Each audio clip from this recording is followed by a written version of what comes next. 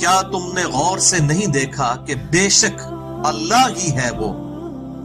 کہ جس کی تسبیح بیان کرتی ہے ہر وہ شے جو آسمانوں میں ہے اور جو زمین میں ہے.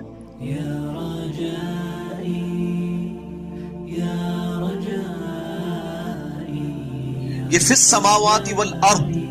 جب بھی یہ ٹرم استعمال ہو قرآن حکیم میں تو اس سے مراد پوری کائنات ہوتا ہے. والطیر صافات، اور پرندے بھی پر پھیلائے ہوئے یہ بھی اللہ ہی کی تسبیح کر رہے ہیں. ایک تو اس اعتبار سے تسبیح ہے کہ ان کی لینگویج ہے، جس طرح کہ قرآن حکیم میں آتا ہے کہ سیدنا داؤد علیہ السلام کو اللہ تعالیٰ نے پرندوں کی بولیاں سکھا دی تھی، وہ سمجھتے تھے.